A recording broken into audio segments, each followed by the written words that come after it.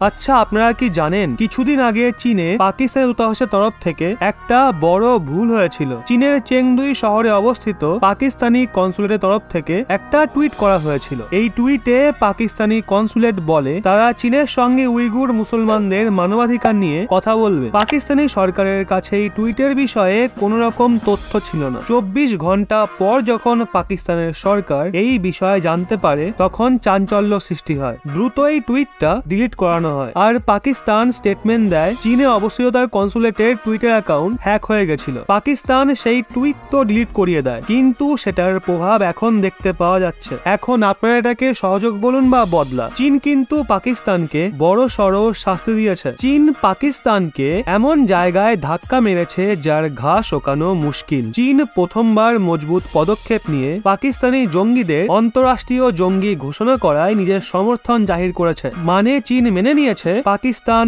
জঙ্গিদের লালন পালন করে। আপনাদের বলি, সংযুক্ত রাষ্ট্র লস্কর ই তাইবার জঙ্গি আব্দুল রহমান মাক্কিকে অন্তরাষ্ট্রীয় জঙ্গি ঘোষণা করেছে। চীন জুন 2022-এ আব্দুল রহমান মাক্কিকে অন্তরাষ্ট্রীয় জঙ্গি ঘোষণা করায় বাধা প্রদান করেছিল, কিন্তু এইবার চীন পিছু হটে যায়। আপনাদের জানানোর জন্য বলি, আব্দুল রহমান মাক্কি লস্কর ই তাইবার চিফ হাফিজ সাইদের শালা। মাক্কি জম্মু কাশ্মীরে অনেক জঙ্গি হামলায় সামিল থেকেছে। ভারত ও আমেরিকা অনেক আগেই আব্দুল রহমান মাক্কিকে নিজের দেশে জঙ্গি ঘোষণা করে রেখেছে। আব্দুল রহমান মাক্কি 26/11 মুম্বাই হামলাতে অভিযুক্ত। আপনাদের বলে দিই, আব্দুল রহমান মাক্কির বিরুদ্ধে সংযুক্ত রাষ্ট্র সুরক্ষা পরিষদের এই পদক্ষেপ এমন সময় নেওয়া হয় যখন 2022-এর ডিসেম্বরে সংযুক্ত রাষ্ট্র সুরক্ষা পরিষদের অধ্যক্ষতা করাকালীন ভারত জঙ্গিবাদের সঙ্গে মোকাবিলা করার ওপর জোর দিয়েছিল। এছাড়া ভারত গত বছর 28-29 অক্টোবরে মুম্বাই ও দিল্লিতে সংযুক্ত রাষ্ট্র সুরক্ষা পরিষদের কাউন্টার টেরোরিজমের এক বৈঠকেও